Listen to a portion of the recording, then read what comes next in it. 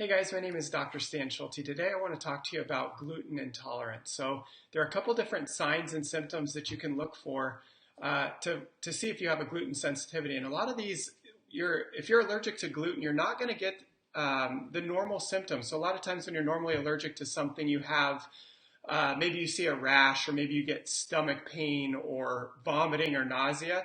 With gluten intolerance, you may not be able to handle or process gluten, but you're not getting those symptoms. So there are 4 different signs that I want to share with you that you may be gluten intolerant. So the first one is your symptoms. So again, I said you're not going to necessarily get the stomach aches or the vomiting or the rashes, but here are a couple things that you can look out for. So number 1, low energy, people with brain fog, fatigue, where you're hungry all the time, or your mood is starting to be affected, you're depressed, hypothyroid issues, you've done everything you can to lose weight and you just can't get off those extra pounds. Autoimmunity is another one, or like I said, just mood disorders. So maybe it's anxiety, maybe it shows up as depression. Those are oftentimes symptoms that are really closely associated with gluten intolerance. So if you're getting some of those, or some of those ring a bell, take a minute to think maybe you have gluten intolerance. So what do I want you to do? My best recommendation for that is if you have any of those signs or symptoms, I want you to take 2 weeks where you really are looking at your diet very closely and you're eliminating any gluten. So there are a couple different things that gluten can be in. Number 1 is wheat. So all of your breads, your pastas, there are a couple things that you may not even think that it may be a part of, but your salad dressings oftentimes have gluten in them. So take a look at those, or cornstarch. So again, some of those things that you never would think that have gluten in it, those are things that I want you to look at. So for 2 weeks, look at all of your labels, see if there's gluten in there, and if there is, let's eliminate those. Now, when you're off of those, you may feel incredibly better. You may start to notice that energy. You may notice your sleep is improved. So keep an eye out for those. There are some of you that will do this for 2 weeks and you'll say, man, I don't really feel any different. But the area that you'll notice the difference is when you start to reintroduce that gluten back into your diet. You're going to start to express those symptoms or notice big changes. So keep an eye out for that. So that's number 1. Number 2, how do you know you may have a gluten intolerance, is to look at your tongue, especially in the morning. So the reason the tongue is involved here is because when we're eating wheat often has mold in it. It has pesticides. It has something called glyphosate, which can lead to, if those of you have heard of leaky gut, that can affect your gut, which again then can affect your mood. So these are things that if that's present in your body, that allows yeast to grow, and yeast can actually turn into Candida. So Candida will express itself in the morning.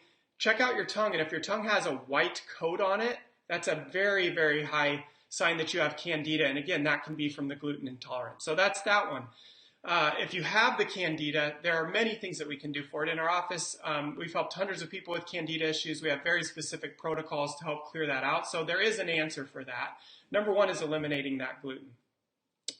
Number 3, we're going to start to look at your bowel habits. So a lot of times I have people ask me, how many times should I be going to the bathroom every day? And the answer is anywhere from 1 to 3 times. So 1 time at least, at the very least, you should be having a bowel movement once a day, up to 3 times a day. So a lot of times I've heard even 1 with each meal would be ideal. That means the body is eliminating and processing that food.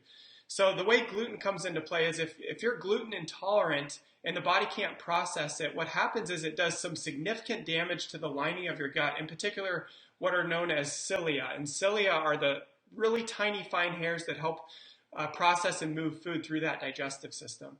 So if you're gluten intolerant, what happens is it damages that cilia within the gut, and it causes you not to be able to have bowel movements regularly. So you start to notice constipation.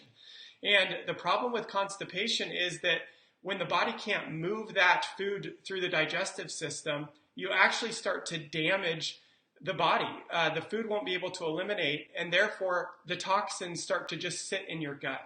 When those sit in your gut, what happens is it allows the toxins to permeate through that gut and get into your bloodstream. When those toxins get into your bloodstream, that can start to affect the brain. So if you have leaky gut, you can start to get leaky brain, where you start to notice the brain fog or all of those mood issues that we talked about. So So that's one thing that happens when you're constipated, for example. The other thing too is that when you're constipated, that food will actually start to sit and ferment in the gut itself. And when it does that, that again allows candida to occur, and then you notice all sorts of other symptoms as well. So keep an eye out for that. If you're not having a bowel movement every day, that's a major thing to be looking at. And again, gluten can be at the top of that list of things that can be causing that. And number 4, lastly, if you're dealing with any chronic health conditions, so chronic inflammatory conditions, MS, diabetes, Parkinson's, but Alzheimer's, things like that. So pain issues. If you're having any of those, and especially if you've tried so many different health things and you're still struggling to lose that weight, or you're still struggling to get that pain relief, I really encourage you. Gluten could definitely be, I would think of that as number 1 on my list that I would look at.